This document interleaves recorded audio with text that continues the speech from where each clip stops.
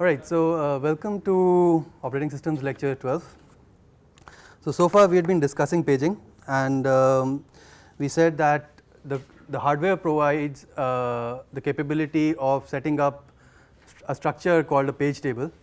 So the operating system can set up this structure called a page table, which we said that if we are using pages of size 4 kilobytes and an address space of size 2 to the power 32, then you would probably want to have a 2-level page table, so that it has a nice trade-off between the time it takes to translate a virtual address to a physical address and the space that such a structure requires, right.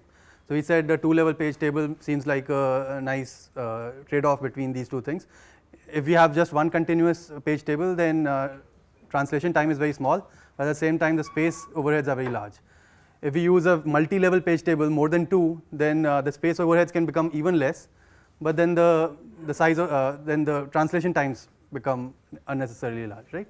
So a 2-level page table seemed like a reasonable trade-off, and so the way it works is there is a register on the chip, on the CPU processor chip, called CR3, which points to a page sized structure. This entire thing is one page, but it contains, it's a special page because it contains page directory entries. So this page is called the page directory. The first 10 bits of the virtual address, so this is the virtual address. The first 10 bits of the virtual address are are called the page directory entry number, and based on the PDE number you would see which entry you are going to dereference. From that you are going to get a 20-bit address which is going to point to another physical, which will be another physical address that will point to the page table, right. And then there will be the other 12 bits which are flags. The page table is going to get dereferenced again in physical memory, so there is a physical address that goes and you dereference the page table. You get the next 10 bits, and that basically forms a page table entry number. You use the page table entry number to look up the page table to get that entry similarly, and you look at the first 20 bits to get the page number. Once again this is a physical address, right, and once again you have the last 12 bits which are being used as flags. And finally you use the last 12 bits of the virtual address to index into this page to actually get the data that you were looking for, okay.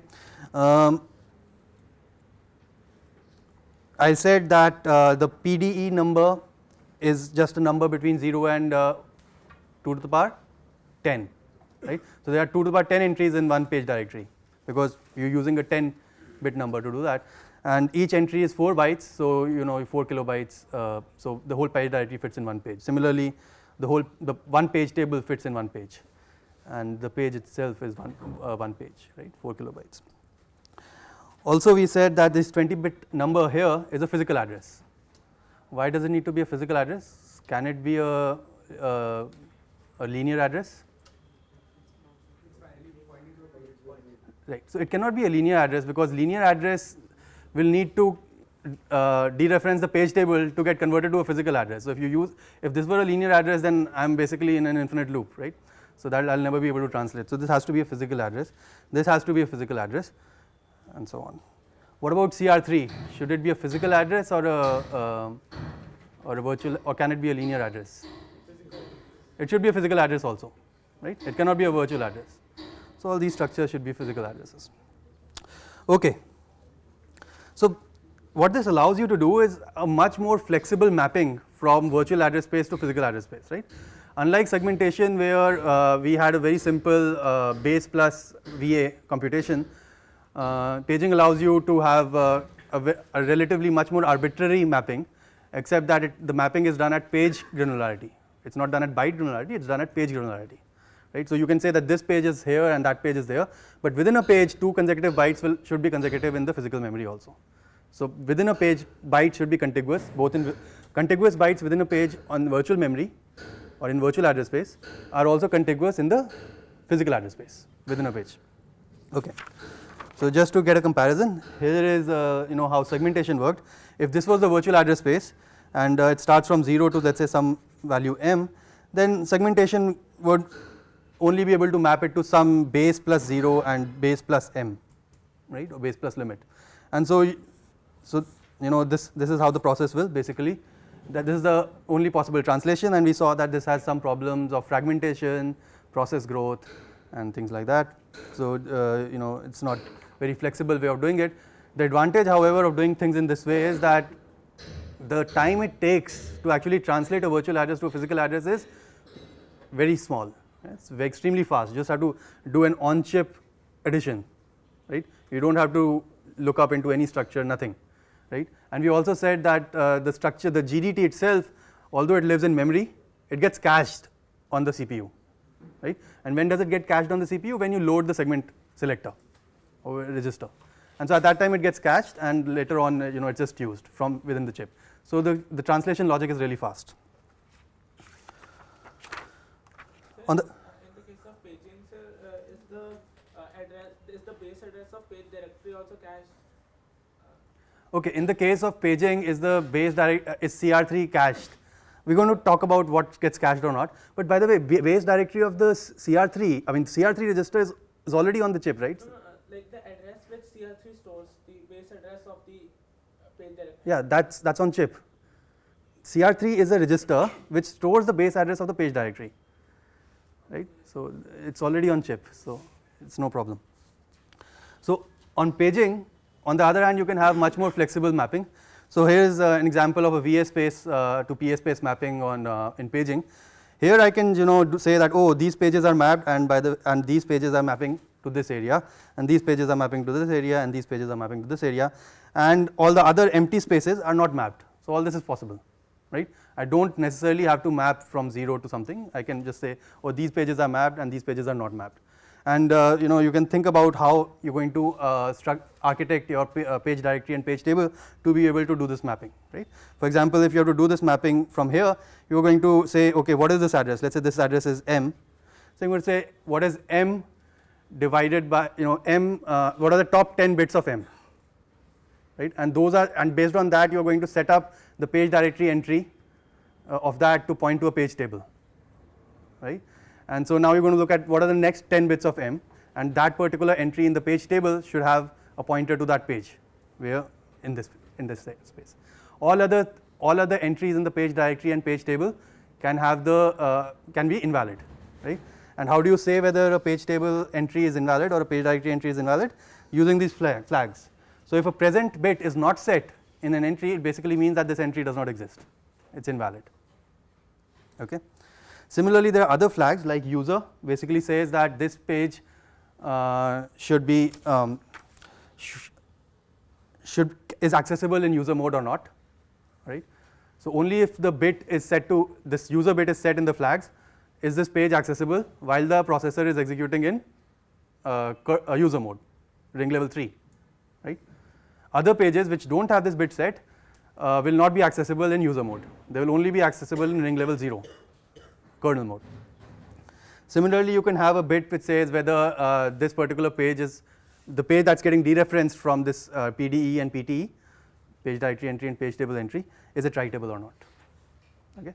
So if it's not writable, then if some instruction tries to write to that address, then you should get a page fault.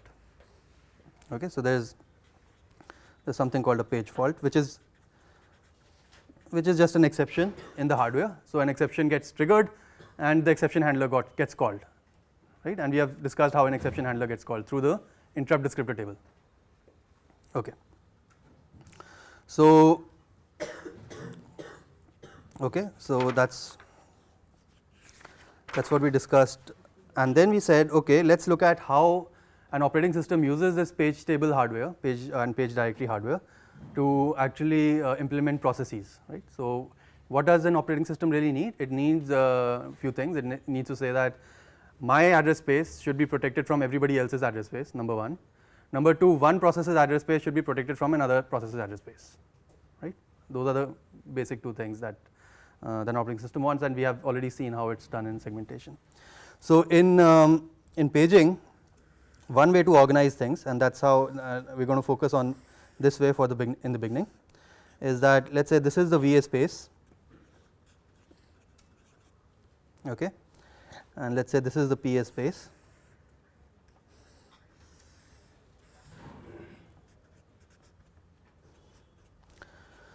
So one way to organize this is that you have per process VA space. So this is VA space for process P1, and let's say this is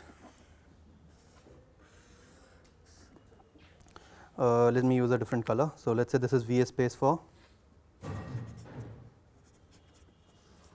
process P2. Okay. In the PA space, you could say, okay, here is let's say this is a process P1 page, and let's say here is another process P1 page. Right? You could have multiple of such regions, non-contiguous regions, and here is, let's say, P2 page. Say here is another P2 page. Okay. And so what will happen is addresses in the P1 page region will map to areas in the PA space like this, and similarly, and in address P2 they are mapping here, and so on, right. Also, we discussed last time that the kernel always stays mapped in the virtual address space, and why it's so. Let's discuss it in a minute. But let's say how does it work? So how big is the VA space? It starts from 0 and it goes all the way to 2 to the power 32 minus 1, right, on a 32-bit machine. But the VA space that's given to a process on something like Linux or let's say Windows or x86 is basically that you say a process will not get the entire 2 to the power 32 space. Let's cut it somewhere, right? And let's say that a process is allowed this size of the space. So this 2 to the power 32 is actually 4 GB, right? So one way to do it, and let's look at one particular operating system, XV6, right? So what does XV6 do? It says, a process can use 0 to 2 GB, and that's it, right? All the addresses above 2 GB in the virtual address space belong to the kernel. Okay, so the kernel maps itself in the address space of the process, except that this particular mapping has the user bit set to 0, which means these pages will only be accessible if the processor is executing at ring level 0, right, in privileged mode. These pages will not be accessible by the user if the processor is executing in unprivileged mode, and it does so for every process. So even in this process, say 2 GB, so exactly at the same place the kernel is mapped. Okay, so a process has a virtual address space. Here it can have whatever it likes, and those are getting mapped to different regions, potentially different regions in the physical address space. But the kernel is mapped at the exact same place in every process. So you're basically saying the process, and no process is allowed to use more than let's say 2 GB on XV6. And of course this is also backed. So let me use a different color for the kernel. So black color, and let's say these are the kernel pages.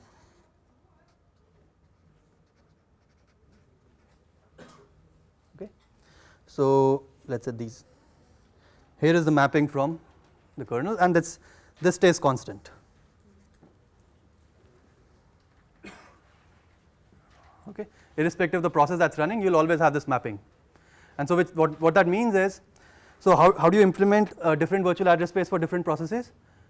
You have separate page tables for every process. Right? So every process has a separate page table, and let's say if you're running process P1, you will load process P1's page table into CR3. If you're executing process P2, you will load process P2's page table into CR3. Right?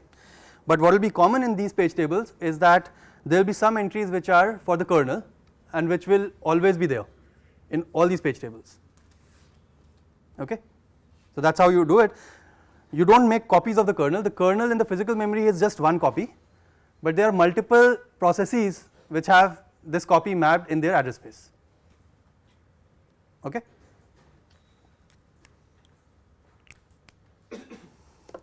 All right, so why do you do this, and let's see how it works basically. So let's say I was executing in the process P1 and some exception occurs, like a page fault occurs, or let's say some external interrupt occurs, like a timer interrupt occurs, or a disk interrupt occurs, or a network card interrupt occurs. Then what happens is the processor goes through the IDT and replaces the current value of code segment and EIP with the value of the CS and EIP in the IDT, right? And so typically these values will be the kernel values. Okay. So let's say I was executing in P1 and an interrupt occurs, then CS colon EIP that will be loaded from the interrupted descriptor table will have CS's base as 0, right. So we are assuming that the segmentation model is completely flat, so all segments are 0 to the power 32 minus 1, but EIP will be an address which is above 2 GB, right. So EIP will be some 2G plus X whatever, right. So it's going to point somewhere here.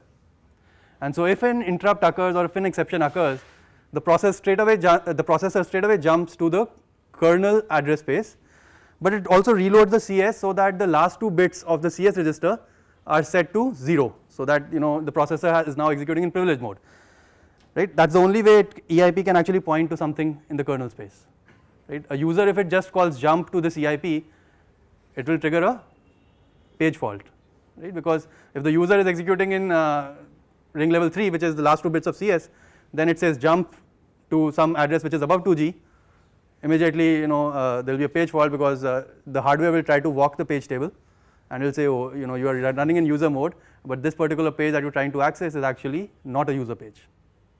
But if you get an interrupt like this, then you also reload the CS, so now you are running in privilege mode, so now you can actually dereference a page above 2G. So the handler is now going to live in the kernel space. Also the stack is now going to, the kernel stack of the process is now going to live in the kernel space. So even in the SS and ESP, the SS's base is still 0 because we are using a flat segmentation model, but ESP values is some 2G plus let's say Y, so ESP is also pointing somewhere here, right. So that's the kernel stack of the process that was currently running. Where do you get the ESP from? The task state segment, right. So the hardware just reads the task state segment, so it's the responsibility of the operating system to set up the task state segment with the right ESP for that particular process. If the kernel was a process mode kernel, right, it was a process model, then you will have a separate ESP per process, in which case before you context switch to the new process, you should load a new ESP in the TSS, task state segment. If it's an interrupt model kernel, then the ESP remains constant, right. This is the same stack that always gets executed, right. So in segmentation what was happening was the segment itself, the base itself was getting changed. In paging the base remains same, the privilege level changes, yes, but what's actually changing is the offset, which is EIP and ESP, right, and these offsets should be set up by the kernel such that they point to the kernel address space, which is 2G and above, 2 GB and above.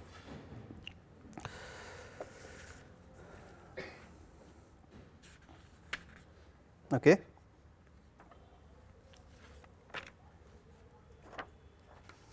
Okay. So let's look at this again. So let's say this is the virtual address space, and let's say this is 2 GB, all right, and this is the kernel, right. So the entire address space is 4 GB here. So what typically happens is that the kernel will have some code, and so let's say this is kernel code, K code. This is the memory region which contains all the instructions that the kernel contains, right, and then you have certain region which contains K data, which let's say contains all the global variables that your kernel defined, contains the K data, and everything else above this is actually free space, right. So let's say this is your physical memory,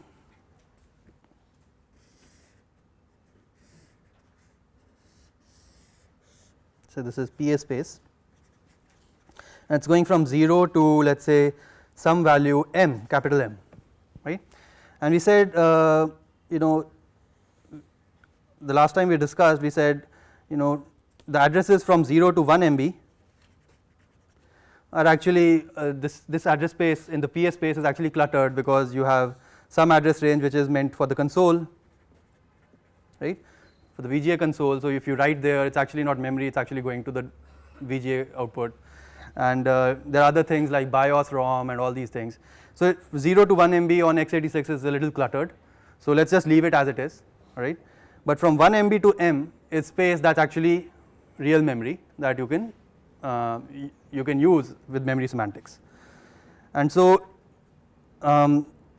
so what happens is, you know, let's say in this you would first load K code and K data.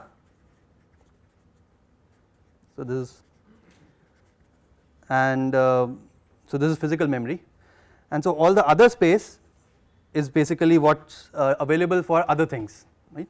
So K code is mapping here and K data is getting mapped here, but all the other space in the physical memory is basically just extra space that you are going to use for other things. What are the other things? You are going to use it as a heap for, let's say, maintaining your PID process PCBs, process control blocks.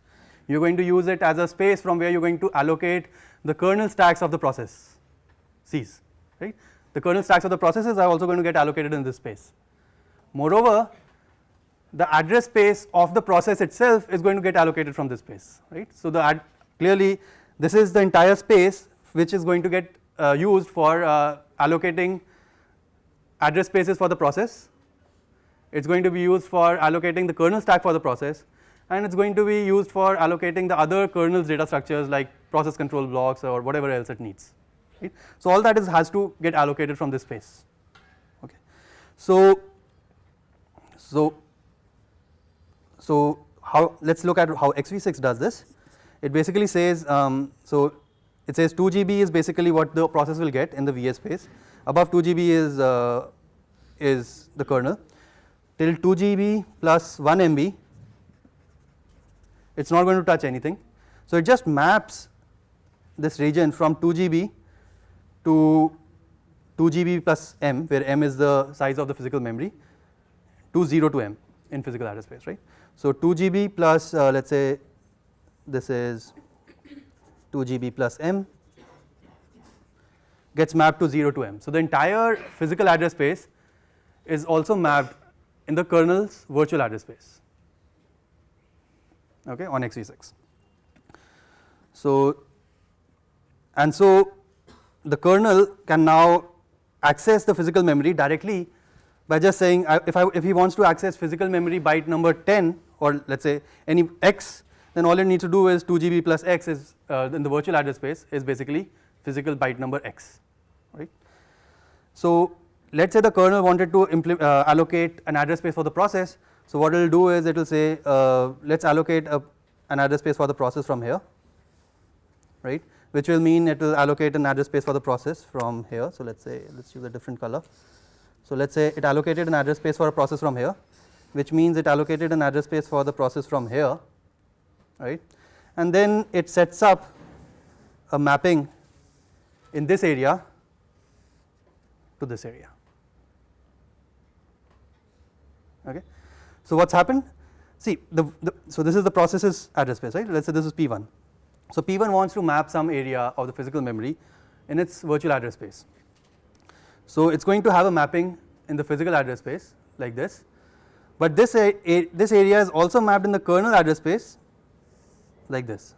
So here's an example where the same page in the physical memory is actually getting mapped both in the user side of things, such that the user can access it, but it's also mapped in the kernel side of things, so that when the kernel actually allocates it or deallocates it, it has access to all this area, okay. So basically, just to recap, the kernel maps the entire physical memory in its address space. It allocates areas from this address space and maps it into the user's part of the address space to implement the process's address space or user side address space. Okay. Mapping the entire physical memory into the kernel's address space has advantages that you can just, if you want to access a byte number x, all you need to do is look at your base plus x, and you get the particular address.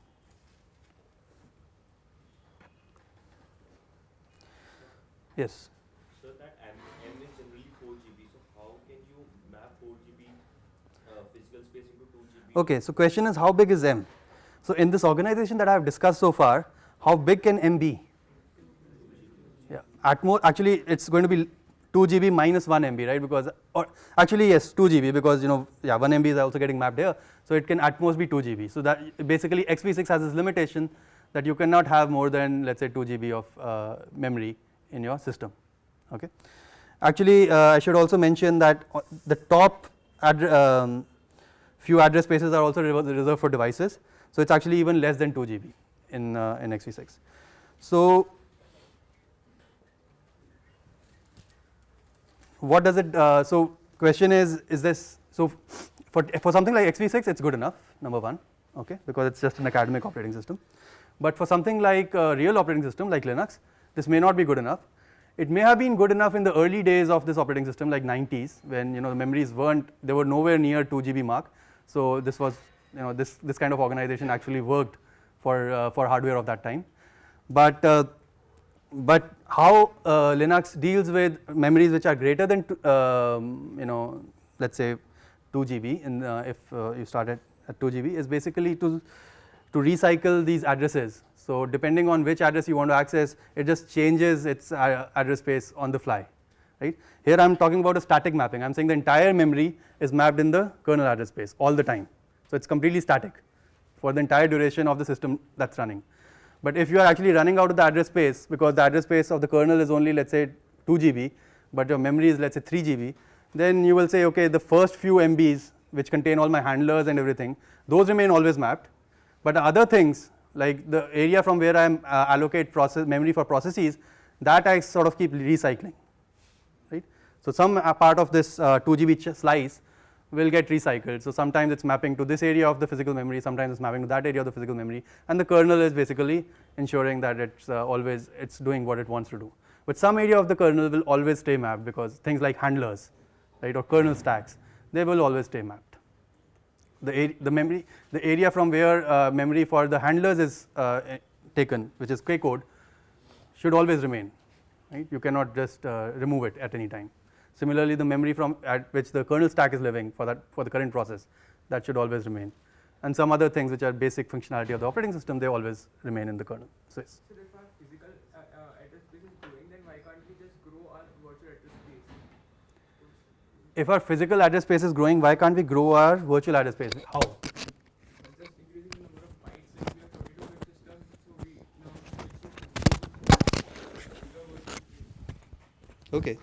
All right. So question is, if my physical hardware memory is growing, then why can't I just switch to a 64-bit system? Yeah, that's what has happened, right? So one of the big motivations of actually moving to a 64-bit system is so you get rid of these kind of limitations. Okay. But let's just focus our attention on 32-bit system, because that's simpler and will help us in understanding many concepts. Okay. So yes, if you had a 64-bit address space, then you can imagine that these are absolutely non-problems, right? Because there's no way a physical address space today, at least, or actually any time in foreseeable future, that you can have actually a memory which is 2 to the power 64 bits long, right? That's, I think, I don't know how many atoms there are in the universe, so probably it's comparable. Okay. So this is the organization which, let's say, XV6 uses, and in fact other operating systems also use. So let's understand what are the advantages of doing this kind of organization. So the entire kernel space is mapped in every process, and we said that the entire physical memory is mapped in the kernel space. So essentially the entire physical memory is mapped in every process in the kernel side of things. And then there is a user side of things which is controlled by the kernel. And so anytime, what this gives you the kernel is that if there is an interrupt while the user is executing, you don't have to change any page tables or anything. You just switch the privilege level and you are executing in kernel mode. if you want to do some operation on behalf of the user, for example, let's say the user said I want more memory. So all it needs to do is allocate something from its own address space, convert it into its corresponding physical address, and create that particular page table mapping, right? So it can use its own malloc function inside the kernel to manage that space that it has, which is actually the entire physical memory, right? So it can just use malloc to create a page. Let's say it wants to allocate a page for the physical process, then it just mallocs a page, converts, gets its address, converts that address to the physical counterpart, creates the corresponding mapping in the page table at the right position, and that's it, returns back to the user, right?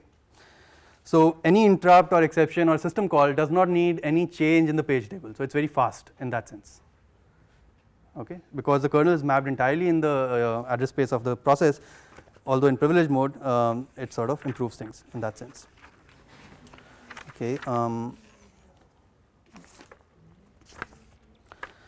The other thing is, let's say you have a system call, and the system call will have some arguments, right?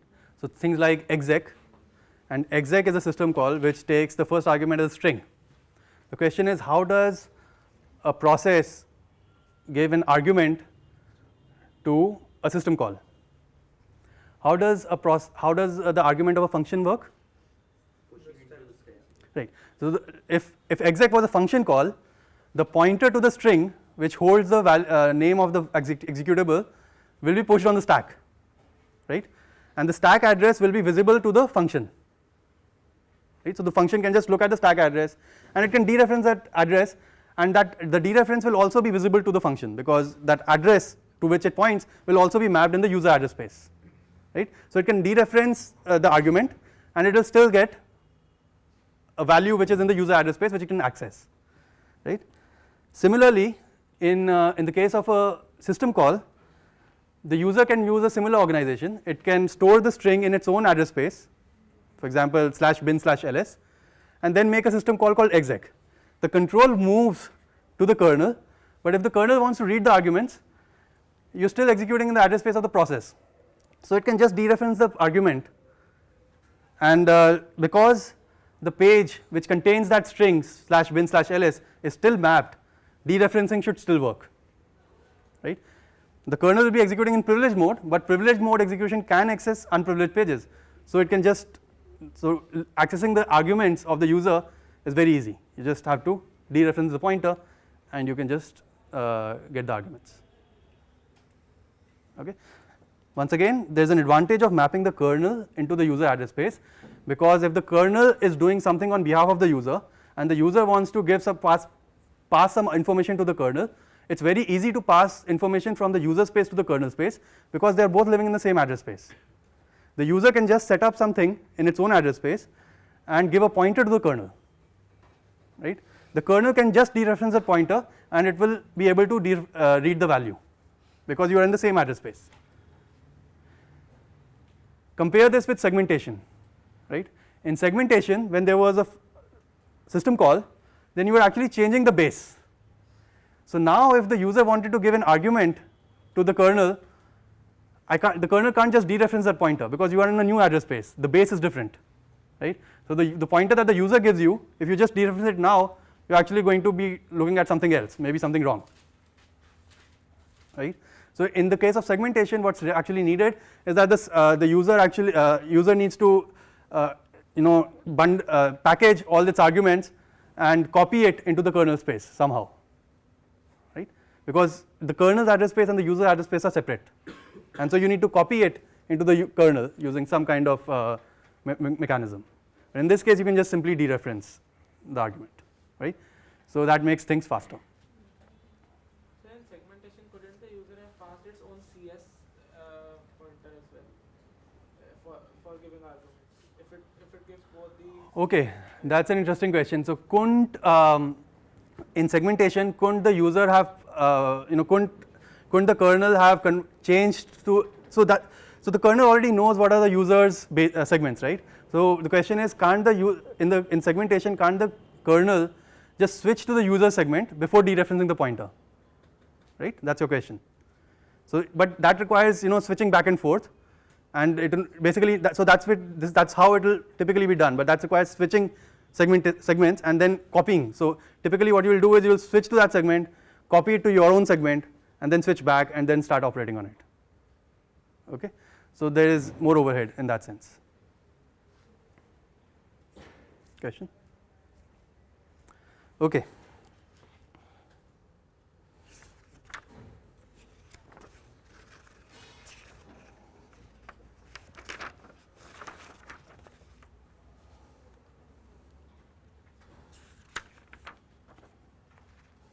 Okay, let's review this once again.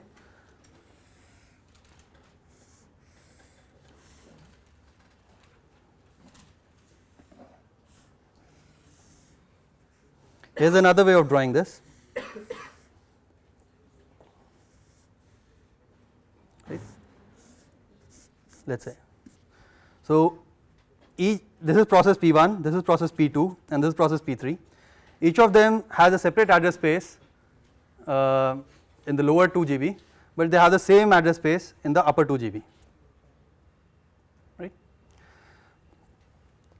And what that means is if process P1 makes any change in the kernel side, then process P2 will see it immediately because they are sharing the address space at the kernel side, right. So another way to say this is that user processes,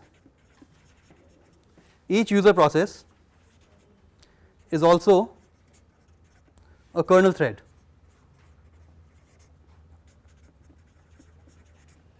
Right.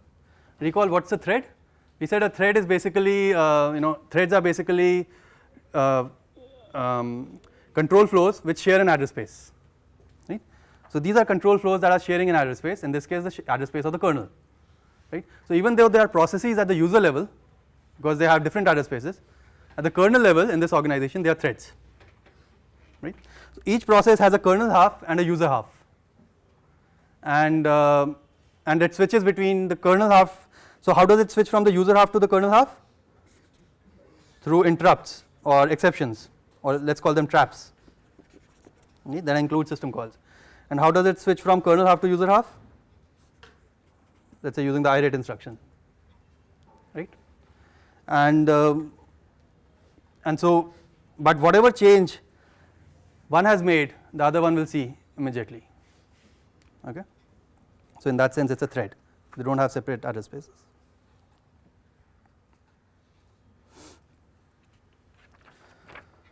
Okay,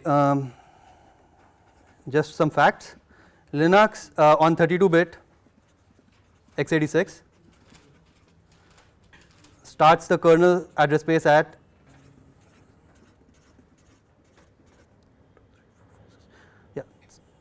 this address, which is 3 GB. Right.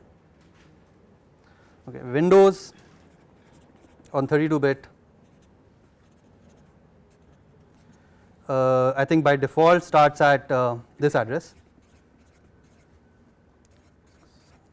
that's 2 GB, but you can configure it to say that please start at 3 GB. Right. XV6 on 32-bit x86 starts at 2 GB.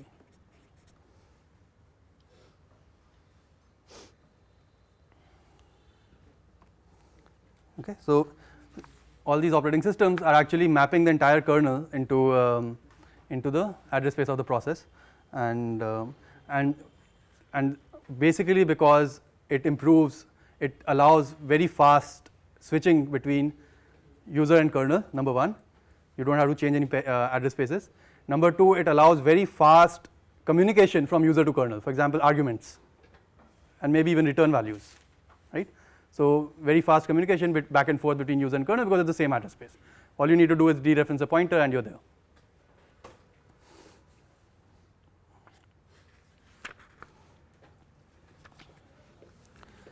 Let's, for completeness, also understand what could have been the other organization, right. Let's say if the entire kernel was not mapped into the process address space, what's the other possibility? The other possibility is, let's say this is the virtual address space of P1. It just maps a small area for the kernel, right, and let's say there is another virtual address space which is just the kernel's address space, not associated with any process. And so what will happen is, if you are executing in process P1, the handlers and all that are still in this space. So if there is an interrupt, you will jump here, but the first thing the handler will do is switch page table and you are here, right. And if you want to go back to the user, you want to switch it back, and then you are going to go back to the user using iret, right. But notice that this involves, number one, switching page tables on kernel execution, number one. Number two, if I want to communicate from here to here, it's not easy, because what I need to do is copy my string from here. Let's say I wanted to communicate a string, so I need to copy the string from here to here, then he needs to copy it from here to here, right. So the way he will copy it from here to here is, let's say this same area is also mapped here, right. And so if he copies it from here to here, it's immediately visible here, and so when it switches it, it now can see it, right. But it involves extra copying basically from user to kernel, so it's relatively slower. Can we say it's same as segmentation? Yes, roughly same, except that in segmentation you didn't even, I mean, segmentation is giving you a mechanism which doesn't even need, where you don't even need to map this area into the user address space, because it's a completely different segment. All right, yeah, question. Sir, in the kernel region, all the addresses are linearly mapped to PA space, physical address. Yes. So we don't even need another this table, another table. We can directly just know that this is running in a kernel mode, so we can directly. Okay. So question is, if the kernel is just going to have a one-to-one mapping from virtual address space to physical address space, why do I need another VS space? Well, just that once you enable paging on hardware, you cannot just access physical address directly. You have to go through a page table. So once you enable the hardware, every address will go through the page table. So if you want to access the physical address, you just set a one-to-one mapping from virtual address space to physical address space. Okay. Okay. All right. So okay. So that's that's the introduction to paging, and from now onwards we are actually going to look at XV6 code. We're going to look at XV6 code to understand exactly how it's doing all these things that we have so far discussed, right. So let's just understand. So we're going to start with how a computer boots, right. So how does a computer boot? Across power recycles, if you switch off the power and you switch it on, everything in your memory registers, everything gets wiped out. No processes, no kernel space, no user space, nothing persists. The only thing that persists is the disk, right. And so when you boot on the computer, there are certain conventions on how the disk should be laid out for the computer to actually start, right. So let's just so a disk is actually a cylindrical device, but let's just consider it as a linear address space of blocks, right. So this is block number 0, so disk blocks. So block number 0 and block number 1, 2, right, and let's say it's very large. Okay. So that's how the disk is. It's a collection of blocks where each block, and once again this is a property of the hardware, is 512 bytes, right, or sector, also called sector, right. So each block, each sector or a block is 512 bytes, and what happens, so once again the architecture defines exactly how it's going to interpret the contents of the disk. So the first block of the disk, which is block number 0, is called the boot sector, right. So, and so when you start up your computer, the first thing, let's say this is physical address space, right. So the first thing the computer will do before even the first instruction of your operating system executes is that it's going to load this sector number 0 into some predefined address, right. It's going to load it here, and it's going to transfer control to the first instruction in that sector, right. On x86 this address is hexadecimal 7C00, right. So you load this particular sector of 512 bytes at this address, at this physical address 7C00, and you transfer control to the first instruction. Recall from a previous discussion that when a computer boots on x86, it boots in 16-bit mode, right. So in 16-bit mode there is no paging, segmentation is of a very primitive form where you just multiply the base with a segment value with 16 and add it to the physical address. So there is no GDT or anything that's out. So at this point the processor will be executing in 16-bit mode. The boot sector should be, what should the boot sector do? So the hardware will only load the boot sector from here to here. The boot sector should know where the rest of the kernel is, and now it should load it into the right memory and transfer control to it. So in those 512 bytes, the kernel developer needs to write code which loads the kernel into some other space and then jumps to it, right. Fortunately 512 bytes are enough to do this small operation, right. So what we're going to look at next time is basically the code to do this, and then what does the kernel do next and next and next, right. And so how does it set up paging, and then how does it start the first process. Okay, so let's stop here.